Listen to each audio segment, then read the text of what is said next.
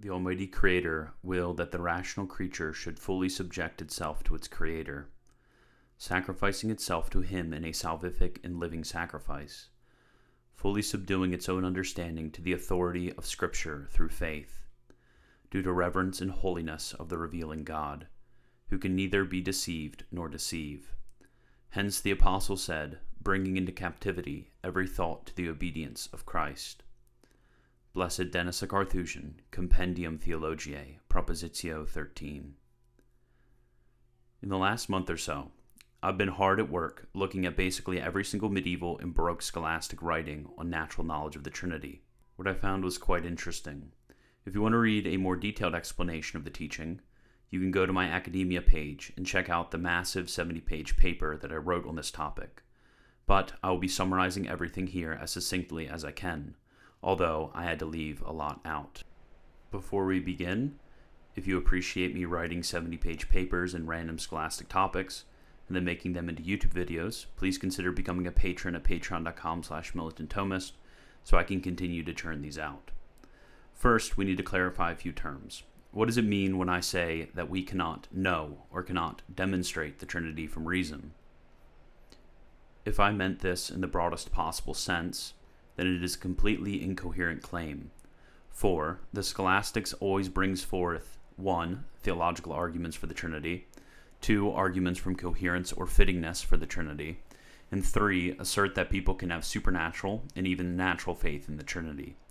It is precisely these arguments that often confuse readers of the Scholastics when, at one point, the Scholastics, quote, argue for the Trinity, and then at another point they claim that we cannot demonstrate the Trinity from nature.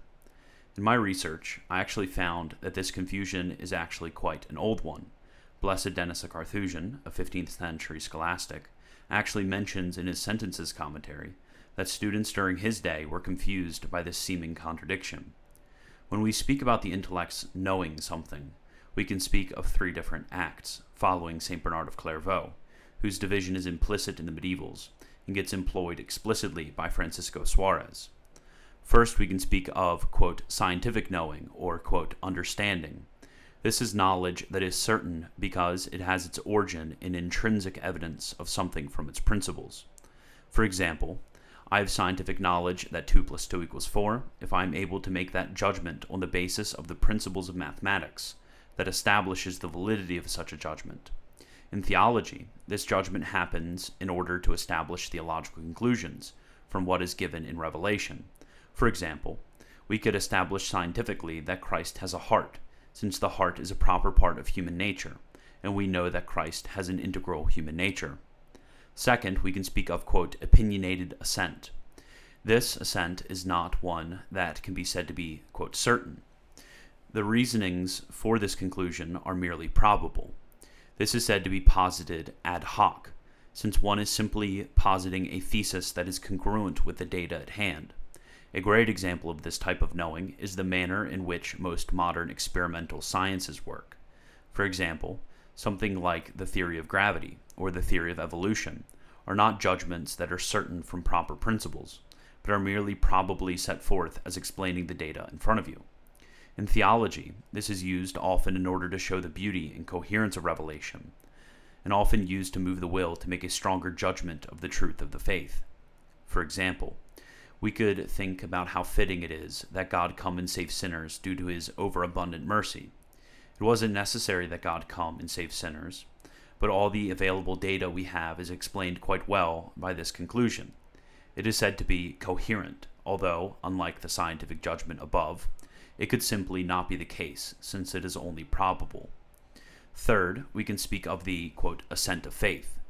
The assent of faith, unlike the previous 2 assents, is not based on intrinsic evidence. Rather, it is said to be based on extrinsic evidence, that is, the witness of another person.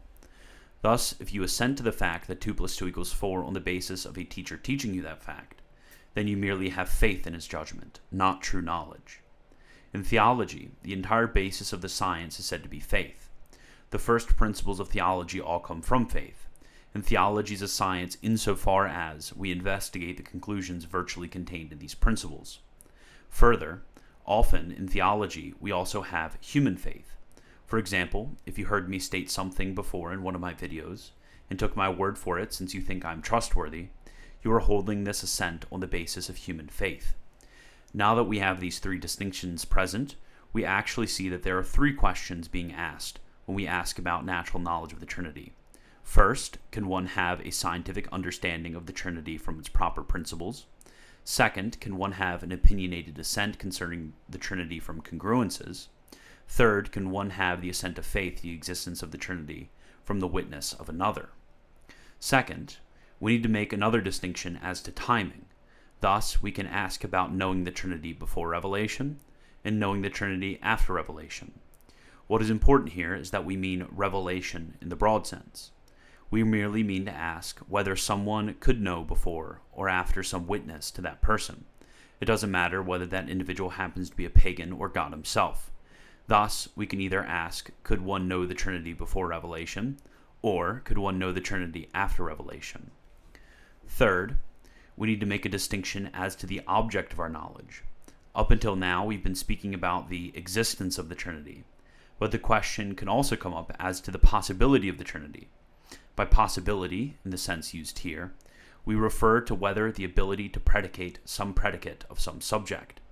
Thus, it is possible to say that, quote, the triangle is blue. On the other hand, impossibility refers to the inability to predicate some predicate of some subject. Thus, it is impossible to say that, quote, the triangle is four-sided, since the notes of the predicate four-sided is incompatible with the notes of the subject, triangle. Thus, the questions here about the possibility of the Trinity are going to center around asking whether we can know that there is no contradiction between the notes of God and the notes of Trinity. Thus, we can ask either, first, can we naturally know the existence of the Trinity? Or, second, can we naturally know the possibility of the Trinity? Since we have these three sets of distinctions, we can combine them to ask a total of 12 questions. First, can we have scientific understanding of the existence of the Trinity before revelation? Second, can we have scientific understanding of the existence of the Trinity after revelation? Third, can we have a scientific understanding of the possibility of the Trinity before revelation? Fourth, can we have scientific understanding of the possibility of the Trinity after revelation? Fifth, can we have opinionated assent to the existence of the Trinity before revelation? Sixth, can we have opinionated assent to the existence of the Trinity after revelation? Seventh, can we have opinionated assent to the possibility of the Trinity before revelation? Eighth, can we have opinionated assent to the possibility of the Trinity after revelation? Ninth, can we have faith in the existence of the Trinity before revelation? 10th, can we have faith in the Trinity of the existence after revelation? 11th, can we have faith in the possibility of the Trinity before revelation? 12th, can we have faith in the possibility of the Trinity after revelation? So really, the question is far, far less simple than just asking whether we can naturally know the Trinity. Further, we will see that even some of these questions get a further distinction as we begin to settle the dispute. Faith in the Trinity. Let's begin with the question of whether we can have faith in the Trinity. When it comes to faith, we can speak about faith in two ways. Either divine faith, that is, an assent on the basis of God revealing, or human faith, that is, an assent on the basis of human authority. Now, since we are speaking about natural knowledge of the Trinity, obviously, while we affirm assent can be had by supernatural faith, it is outside the scope of this video. Further, as mentioned above, we are taking revelation here in the broadest possible sense, that is, someone who witnesses to some truth. So, since faith is of some witness, obviously, faith cannot happen without someone revealing the truth. So, immediately, the questions concerning faith in the Trinity before revelation are immediately denied. So, we are left with two questions: whether we can have human faith in the possibility of the Trinity after revelation, and whether we can have human faith in the existence of the Trinity after revelation. Both of these questions are answered in the affirmative. One of the earliest treatments of this particular issue come from Blessed Scotus's Quodlibet 14, and even more extreme writers on the topic, such as Molina, hold this thesis to be true. This is evident from the fact that there are many individuals without divine faith who hold the Trinity on human faith, such as heretics. As to possibility, first, if someone holds that something is by human faith, they obviously also hold that it is possible by human faith. And second, if someone gives the greater assent of human faith in the existence of the Trinity Surely they could lower that assent to human faith in the possibility of the Trinity. An example of someone holding the Trinity to be by human faith would be the case of someone hearing a preacher preach about the Trinity and holding it simply on the basis of the authority of the human preacher, rather than on the authority of God revealing. An example of someone holding the possibility of the Trinity by human faith would be the case of a non-Christian being so impressed by the negative defenses of the Trinity by Christian theologians that he holds that it could possibly be the case, since he has run out of arguments, but refusing to believe that it is. Scientific understanding of the Trinity. Next, we can ask whether we can have a scientific understanding of the Trinity from nature, following upon true and proper demonstration. Here we must be very clear on this thesis, for unlike the theses on natural faith in the Trinity, there are anathemas placed on this thesis. Hermes, Gunther, and Rosmini were all condemned for stating that we could naturally demonstrate the existence of the Trinity, whether before or even after revelation. Thus, we need to begin by making a fundamental distinction, that is, the distinction between a demonstration that is based on revelation and a demonstration that is simply after revelation. For example, we can absolutely demonstrate that there are three persons in the Godhead from the fact that there are two processions. It is not this type of demonstration, called theological demonstration, that is being condemned. Rather, the demonstration being condemned is a demonstration in which all the premises are completely natural rather than revealed. Now, as we will see, from a demonstration on the point about a scientific understanding of the existence of the Trinity before revelation, each of the other questions will be answered. This demonstration comes from what's called the objective medium of our knowledge. The objective medium of our knowledge of God comes from the created effects that we consider and then reason up to God. But since the effects of God in creation come from all three persons working as one principle, we cannot know the distinction between the three persons, but only the one principle. St. Thomas states this succinctly by saying, quote, "I answer that, through natural reason, one cannot come to the knowledge of the Trinity of persons, and therefore the philosophers knew nothing about this, except perhaps through a revelation, or something heard from others. The reason for this is that natural reason can know God only from created things, but all the things said of God through reference to created things pertain to his essence, and not to the persons. And therefore, from natural reason, one comes only to attributes of the divine essence." Commentary on the Sentences, Book 1, Distinction 3, Question 1, Article 4. In my paper, I work through the massive amounts of detail that were added to this argument, but for brevity's sake, I will refer you to the relevant thesis. Now, since this argument is based on the objective medium of our knowledge, not simply on the placement we find ourselves relevant to revelation, whether before or after, it must be that, not only before revelation, but also after revelation, we are unable to come to a scientific judgment on this matter. Further, as is developed through the medieval authors on this topic, this does not only extend to the existence of the Trinity, but also to the possibility of the Trinity. For, since being a Trinity is an intrinsic perfection to God, it must be something necessary. For, if there were some intrinsic perfection of God that was possibility, and he did not have it, then he would be less perfect than if he did have it. Thus, it would be shown that God is a Trinity. Now, it has already been established that we cannot demonstrate that God is a Trinity. Thus, the Trinity cannot be established as possible. Further, this even extends to God being non-impossible. For to demonstrate that God is not impossible is the same as demonstrating that he is possible. Thus, the above argument applies. It is also important to note that when St. Thomas mentions us being able to show that the mysteries are not impossible, he is referring to what the later theologians, such as Banez and Zumel, call evident solvability. That is, each argument brought against the Trinity can be solved by the theologian. Yet, this evident solvability of the Trinity is expanded and developed upon by later theologians, leveraging greater reflection on the relationship between the natural and supernatural orders. This was especially developed by the 19th century Jesuit Johannes Baptist Franzlin. In this argument, we do not demonstrate that, simply speaking, we can show that the Trinity cannot have any argument that validly follows against it, but that we can demonstrate that no created intellect, whether human or angelic, can give any argument against the Trinity. Ultimately, this is based on the fact that the supernatural order, which the Trinity would belong in, is beyond the scope of all natural intellects. Further, this is shown by the fact that we cannot have any formal knowledge of relations in God, since we only know God by the unified effects that he brings about in creation. Thus, it is completely impossible for any created intellect to give any argument against this mystery. Yet it does not preclude that, hypothetically, an argument not acquirable by the created intellect could be given against it. Opinionated assent to the Trinity. Lastly, we have the opinionated assent to the Trinity, which follows upon arguments of congruence.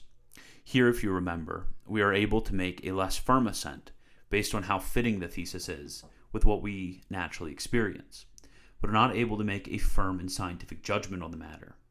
Here we have a great deal of controversy amongst the scholastics, for, in order to respond to the threat from those who attempted to affirm scientific knowledge of the Trinity, some theologians overcorrected and basically destroyed this type of assent to the Trinity, which has already been regarded by the fathers and scholastics to be life-giving to one's theological work.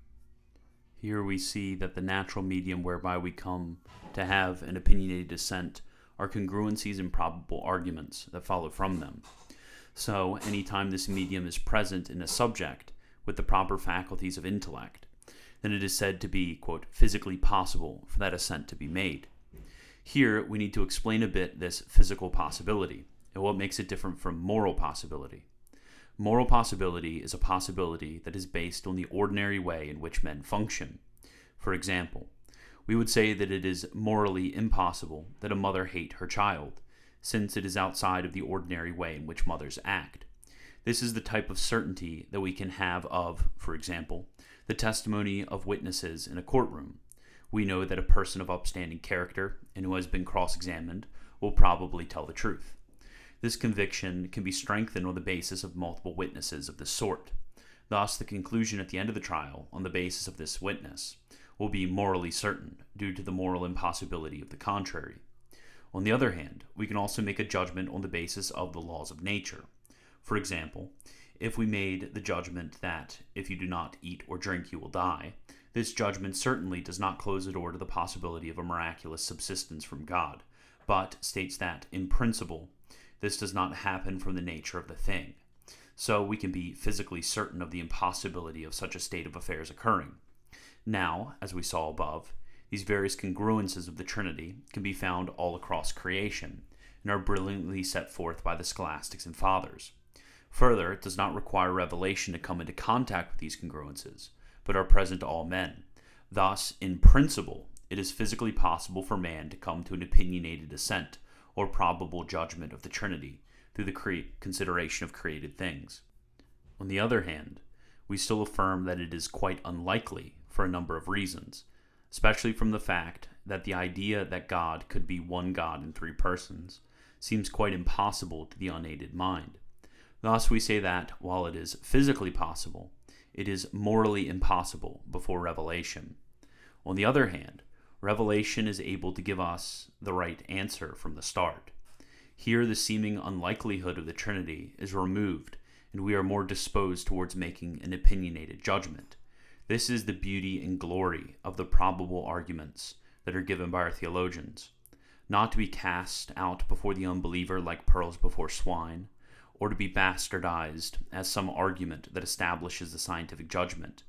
Rather, it is meant for the Christian to contemplate the great glory of the triune God, to look at creation around him, and to see the reflection of the Trinity in all things, to contemplate the attributes of his God, and see the Trinity reflected throughout him, and, most importantly, to, as St. Augustine, go within himself and contemplate the triune effects of grace.